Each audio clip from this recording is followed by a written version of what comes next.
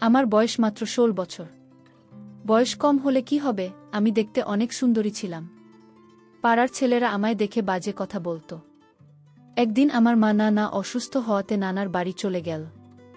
বাড়িতে শুধু আমি আর আমার আব্বু।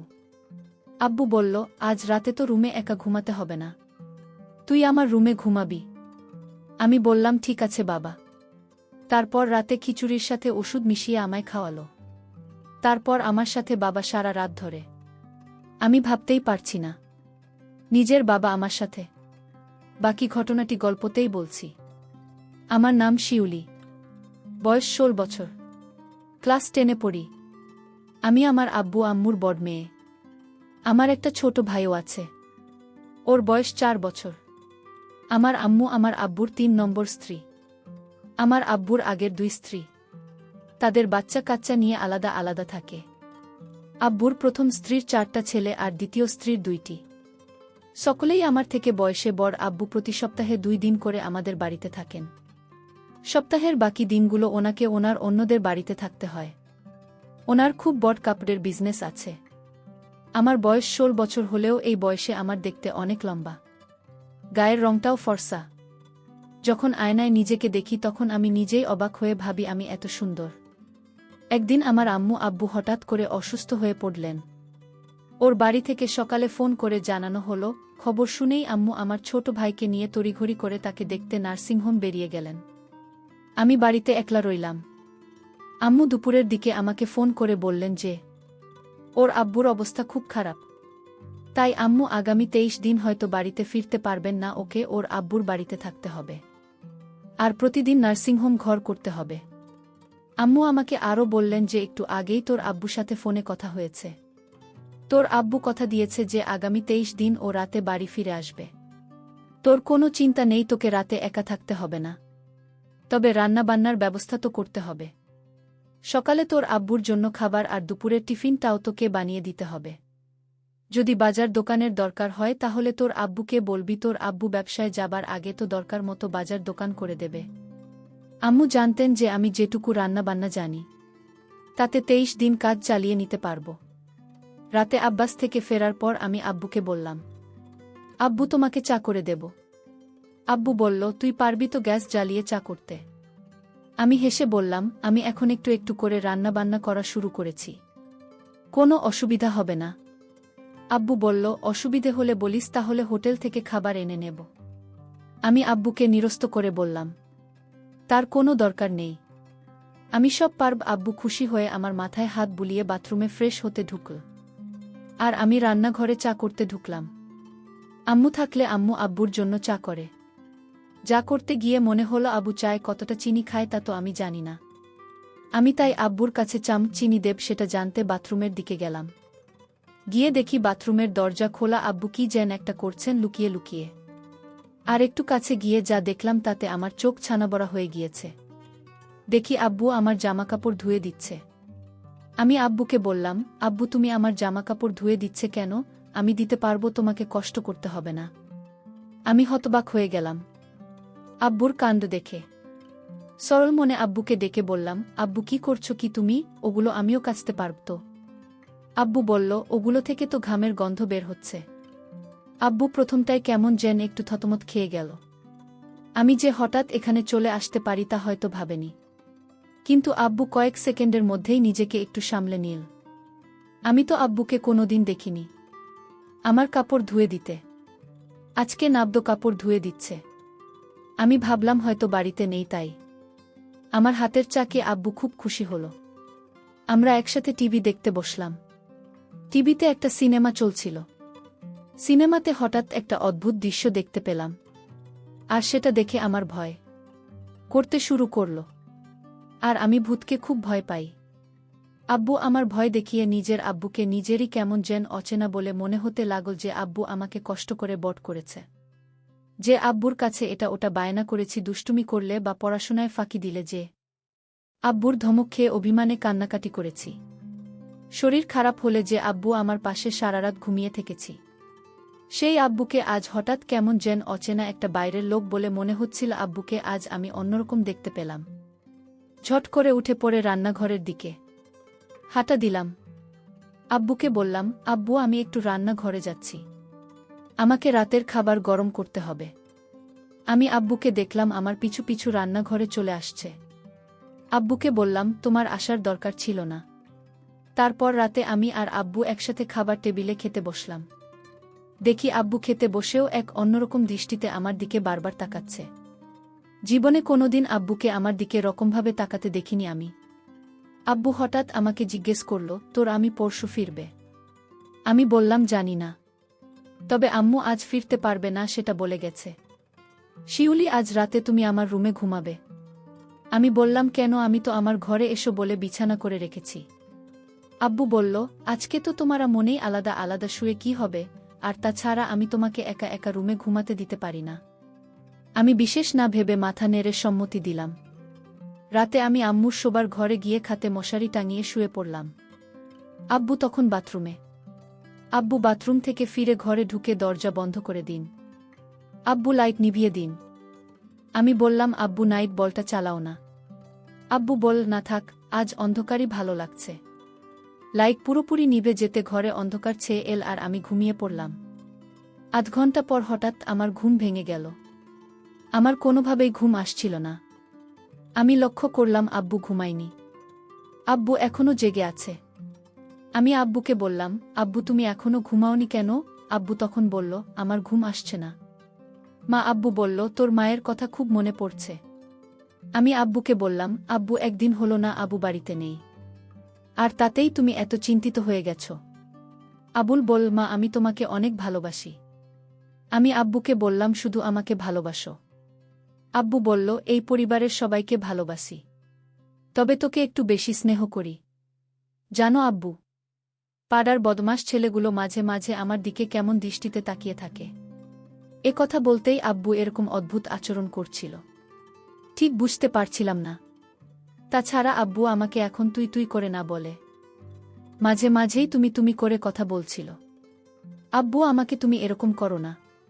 তুমি আমার বাবা, আর তুমি আমাকে তুই তুই করে না বলে তুমি তুমি করেই বা কথা বলছো কেন? তোমাকে খাইয়ে পড়িয়ে অনেক স্নেহ ভালোবাসা দিয়ে বড় করেছি, অনেক টাকাও খরচ করেছি আমি তোমার পেছনে। আমি আজ তোমার কাছে এমন একটা জিনিস চাই, তুমি আমাকে দিবে মা? আমি আব্বুকে বললাম, আব্বু তুমি যেভাবে বলছো কেন? আমি তোমার মেয়ে, আমি তোমার সব ইচ্ছা পূরণ করতে পারি। আব্বু তখন খুশি হয়ে বল, মা সত্যিই আমার একটা ইচ্ছা ছিল, সেটা তুমি পূরণ করবে। বাবা তুমি কেন ভয় করছো? আর আমি তোমার মেয়ে, আমার কাছে কোনো কিছু লজ্জা পেলে চলবে। তুমি বলো আমার কাছে কি চাও? বাবা তখন বলল, আচ্ছা মা, আমি তোমার আম্মুর সাথে যা করি আমি তোমার সাথে তা করতে চাই। তুমি কি তাতে রাজি? আব্বু তুমি এসব কি বলছো? আমি তোমার মেয়ে, আমি কি বড় হয়ে গেছি যে আমি তোমার সকল কথা রাখতে পারবো? আমি তো এখনো অনেক কিছু বুঝি না। আমি আব্বুকে বললাম, আব্বু আমি তোমার মেয়ে, আর তুমি কি বলছো এসব? আমি এই কথা কিছুতেই রাখতে পারবো না। আব্বু তখন কেঁদে বলল, তুমি যখন ছোট ছিলে তখন তোমার শরীর খারাপ হলে কত রাত আমি না ঘুমিয়ে জেগে থেকেছি জান। তুমি কত বায়না করেছে আমার কাছে। তোমার সব ইচ্ছা, বিভিন্ন গিফট সহ আমি কষ্ট করে তোমার আবদার পূরণ করেছি। আজ তোমার কাছে আমি একটা সামান্য জিনিস চাইছি, তা তুমি দিতে পারবে না মা? আমি বাবাকে বললাম, বাবা এটা সামান্য না, এটা কেউ দিতে পারবে না। আমি আমার মেয়েকে বললাম, তাহলে তুমি আমাকে এত বড় কষ্ট দিলে, মুখে মুখে না করে দিলে তুমি? আমি জানতাম না আমার মেয়ে এতটা পাষাণ হতে পারে। আমি আমার বাবাকে বললাম, বাবা এটা কি করে সম্ভব, তুমি বলো। আর তোমার মতো বাবা আমি খুব কম দেখেছি। যেটা পারব না সেই জিনিসের কথা কেন বললে বাবা? আমি বাবাকে তখন কান্না করতে দেখলাম, বাবা কাঁদছে। আমি বাবাকে বললাম, তুমি কেন কাঁদছো এভাবে? ঠিক আছে তুমি যদি কান্না থামাও তাহলে আমি কিন্তু তুমি আমায় যা বলছো সব কিছু আমি আম্মুর কাছে বলে দিব। আমি তখন বললাম, না মা, এসব কি কাউকে বলা যায়? তুমি তোমার আম্মুকে কিছু বলো না। যদি তোমার আম্মুর কাছে আমার কথা বলো তাহলে তোমার আম্মু এ বাড়িতে আমার জায়গা দেবে না।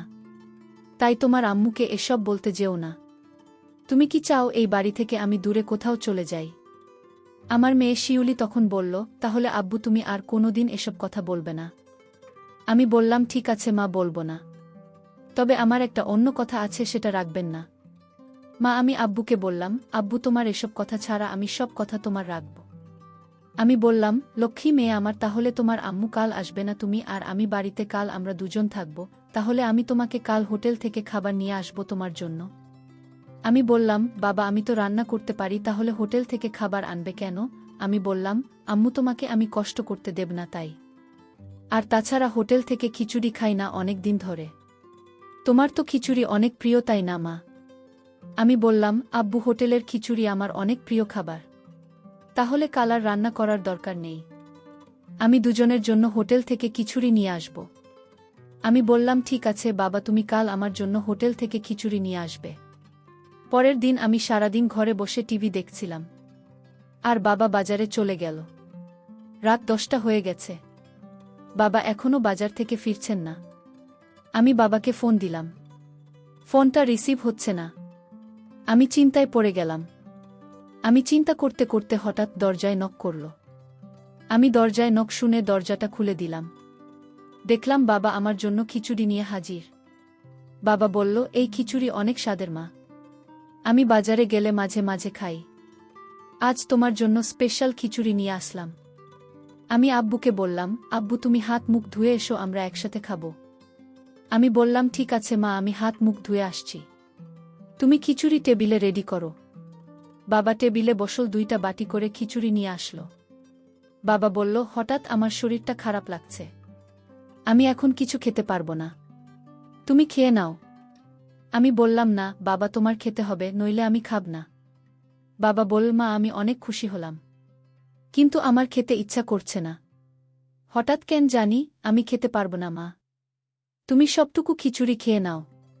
মা যদি পারো তাহলে আমাকে 1 গ্লাস ঠান্ডা পানি দাও। বাবার এই মক্কল আমি বুঝতে পারিনি। আসলে বন্ধুরা, বাবা কেন খিচুড়ি খেতে চাইল না তা যদি তোমরা জানো তাহলে তোমাদের হুঁশ উড়ে যাবে। এই খিচুড়ি আমি খাবার পরে আমার কি হয়েছিল এবং বাবা মার সাথে কি করছিল তা জানতে ভিডিওটি শেষ পর্যন্ত দেখতে থাকুন।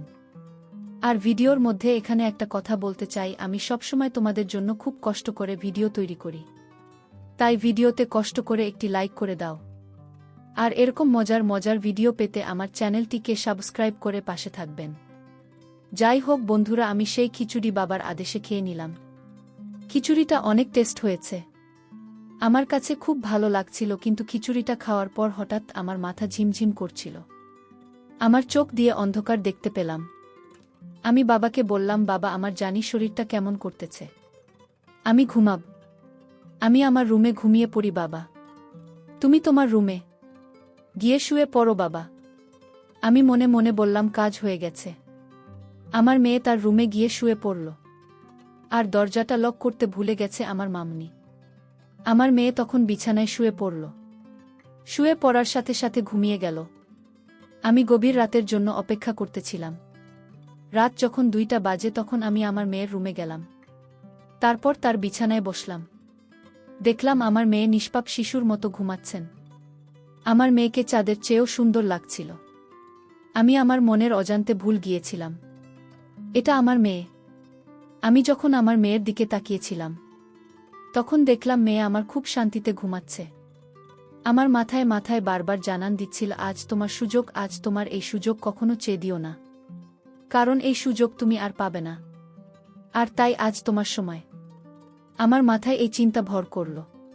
হঠাৎ লক্ষ্য করলাম আমার মেয়ে আমার দিকে তাকিয়ে রইল। মাত্র দেখলাম ঘুমিয়ে আছে। হঠাৎ চোখ খোলা, এক দৃষ্টিতে আমার দিকে তাকিয়ে রইল। আমি একটু ভয় পেয়ে গেলাম। আমার মেয়ে কি না কি মনে করে এত রাতে তার রুমে আমি আমার মেয়েকে বললাম, মা তুমি মশারি টাঙাতে ভুলে গিয়েছ, কিন্তু তোমায় মশাই থেকে বাঁচাতে আমি মশারি টাঙিয়ে দিতে আসলাম। দেখি আমার মেয়ে কোনো কথা বলে না, আমার দিকে এক পলকে চেয়ে রইল। আমি বললাম, তুমি কথা বলছো না কেন? আমার আরও একটা জোরে ডাক দিলাম, তুমি কথা বলছো না কেন? আমি আমার মেয়ের নাকের কাছে হাত দিয়ে দেখলাম সে নিঃশ্বাস নিচ্ছে না। আমি বুঝতে পারলাম আমার মেয়ে দুনিয়াতে নেই। আমার মেয়ে মারা গেছে। আমি চিৎকার করে কান্না করে বললাম, আমি কি করলাম? আমি আমার মেয়েকে নিজের দোষে দুনিয়া থেকে বিদায় করে দিলাম। আমি তো জানতাম না যে এই খিচুড়ি ছেলে মেয়ে মারা যাবে। আমি ভেবেছিলাম ঘুমিয়ে থাকবে, কোনো হুঁশ থাকবে না। এখন তো দেখি আমার মেয়ে মারা গেছে। আমার শাস্তি হওয়া উচিত। আমি এভাবে চিল্লাতে থাকি। প্রিয় বন্ধুরা, গল্পটি ভালো লাগলে অবশ্যই কমেন্ট করে জানাবেন। আর নিয়মিত এমন আলাদা স্বাদের গল্প শুনতে ভিডিওটিতে লাইক এবং চ্যানেলটিকে সাবস্ক্রাইব করে সাথেই থাকুন। আর হ্যাঁ, নোটিফিকেশন বেলটি অল করে রাখবেন। যাতে পরবর্তী গল্প সবার প্রথমে আপনাদের কাছে পৌঁছে যায়। ধন্যবাদ বন্ধুরা। ধন্যবাদ সবাইকে।